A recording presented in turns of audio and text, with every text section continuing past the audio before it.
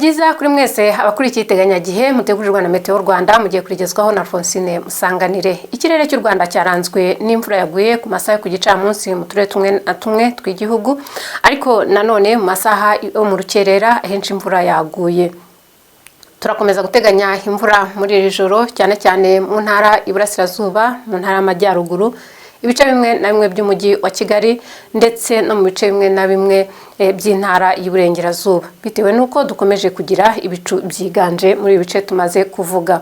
Ejo ku itariki ya 26 Ugushyingo 2024, umuyaga uteganijwe n'umuyaga uringaniye ndetse ushyira kuba umuyaga mwinshi. Umuyaga rero uzabuturuka mu bice by'Iburasirazuba ugana mu Burengerazuba bw'igihugu. Dukomeze turebe ikirere giteganijwe duhereye ku masaha ya mbere ya saa sita. Ku masaha ya mbere ya saa sita nta mvura duteganya mu turere twose tw'igihugu, ndetse tukaba tugiye kureba ibipimo by'ubushyuhe. Mu ntara y'Amajyepfo hateganijwe ko igipimo cy'ubushyuhe kizakira hagati ya -14 ndetse na 17. Hateganijwe kandi ibicu byiganje mu ntara y'Iburengerazuba amasaha ya mbere ya saa sita, n'igipimo cy'ubushyuhe kiri hagati ya -12 ndetse na 14. Mu ntara y'Amajyaruguru naho turateganya ibicu byiganje. Igipimo cy'ubushyuhe mu ntara y'Amajyaruguru masaha ya mu gitondo kizaba kiri hagati ya -14 na 16. Twerekeza mu Burasirazuba naho turateganya ibicu bizaba byiganje, ndetse ho igipimo cy'ubushyuhe giteganijwe kizaba kiri hagati ya -16 ndetse na -17.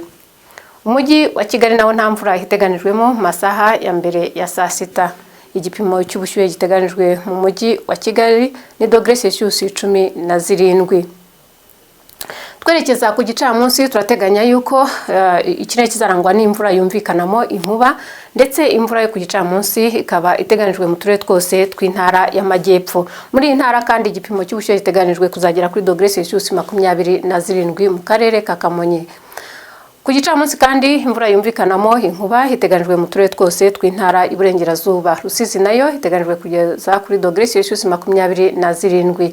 Imvura yumvikanamo inkuba iteganijwe kandi mu ntara y'Amajyaruguru, ndetse muri iyi ntara igipimo cy'ubushyuhe kizagera kuri -25 mu karere ka Rulindo, Gakenke ndetse na Musanze.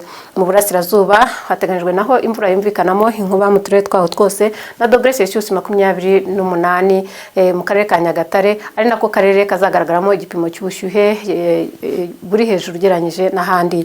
Mu mujyi wa Kigali hateganijwe -27 n'imvura yumvikanamo inkuba ku masaha yo ku gicamunsi. Iteganyagihe y'iminsi 5 rirakomeza kutugaragariza yuko mu Rwanda hakomeje kugaragara imvura, cyangwa hateganijwe imvura ko izakomeza kuba nyinshi.